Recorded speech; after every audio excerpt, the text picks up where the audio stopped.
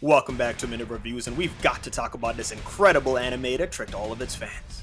One afternoon, with no warning, a giant floating fortress suddenly appeared 10,000 meters above ground. Within the fortress was an army of immortal monsters known as the Dusters attempting to conquer the planet. With humanity's fate on the line, a group of 5 extremely powerful individuals known as the Dragon Keepers appeared. Each keeper wielded a divine artifact, and they challenged the Dusters to an all-out battle. Despite the monsters being essentially immortal, within just a year, the Keepers managed to execute all the Duster race's generals. The artifacts allow each Keeper to manipulate divine energy and awaken powerful abilities, even ones that can negate immortality. Now this is where the story takes a turn, and I started getting reeled in. Instead of killing the Dusters, the Dragon Keepers trick them into a sinister deal that traps them in an endless cycle of resurrection and destruction. We flash forward 13 years later, where we hear the roar of a crowd in a packed coliseum.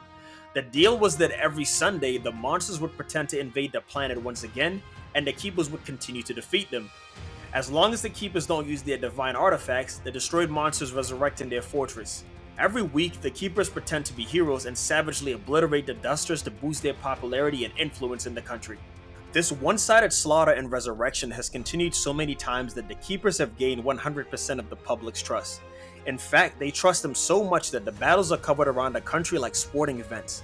Instead of going to go watch your favorite sports team, imagine buying tickets to see your favorite superhero team destroy the supposedly evil monster army.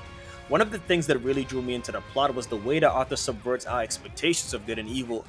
I initially went in ready to root for the Dragon Keepers, thinking they were the good guys, and boy was I wrong. The Dragon Keepers are sadistic, sociopathic heroes that will do anything to maintain their control over the public. To spice up the charade, sometimes they'll even pretend to lose to keep the audience at the edge of their seats in anticipation. There's even a tribute to one of my favorite scenes from One Punch Man where the little boy calls out to Moment Rider telling him not to give up. It made the scene in Go-Go Loser Ranger that much funnier since the Keepers are only pretending to be weak and lose to build dramatic effect. I also have to give credit to the studio because the voice acting and attention to detail in the animations is incredible.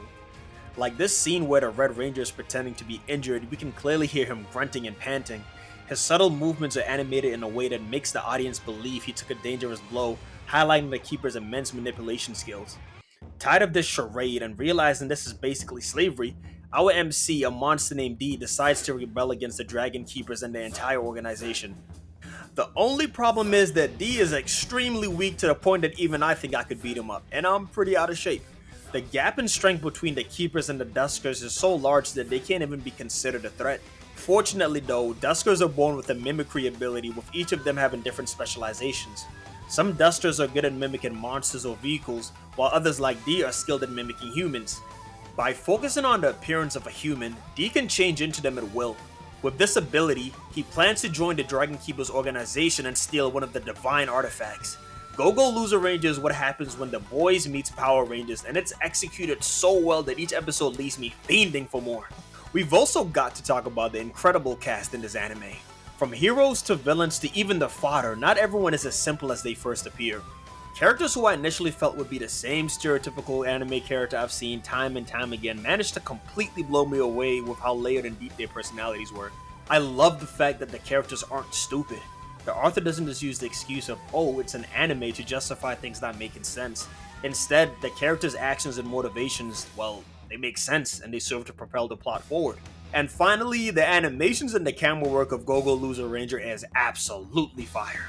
Based off the trailer, I knew the animations would be somewhat decent, but I didn't expect my eyes to be treated to such a visual feast.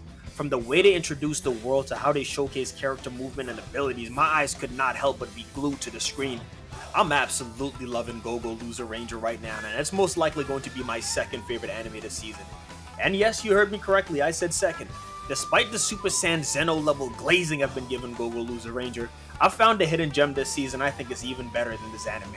I'll be releasing a video later this week, so for anyone that enjoys my content, look forward to it. And last but not least, we have to talk about the boxing in Go-Go Loser Ranger. This shit is fire. Because of the gap in physical abilities between the Duskers and the Keepers, our MC is instead forced to rely on his creativity and wits to survive. Don't get me wrong, I like watching fights where two absolute powerhouses go at it blow for blow. In fact, it's one of the reasons why I love Dragon Ball Z. But I also really enjoy watching weak characters pull off some big brain gambles that leave my jaw on the floor. D doesn't just win fights because he's the main character or a durable punching bag. Instead, he manages to catch his opponents off guard with his creativity and ingenuity. There's so much more I want to say, but I don't want to ruin any surprises for someone who hasn't seen the show yet. But just know you're in for a treat. If you enjoyed the video, a like and subscribe would be greatly appreciated. I cover tons of anime from the most popular to the most obscure, from seinen to comedies, from shonen to mysteries. Whatever your flavor is, I got you covered. Or we'll get you covered in the future, probably. With that being said, see you guys next week. Peace.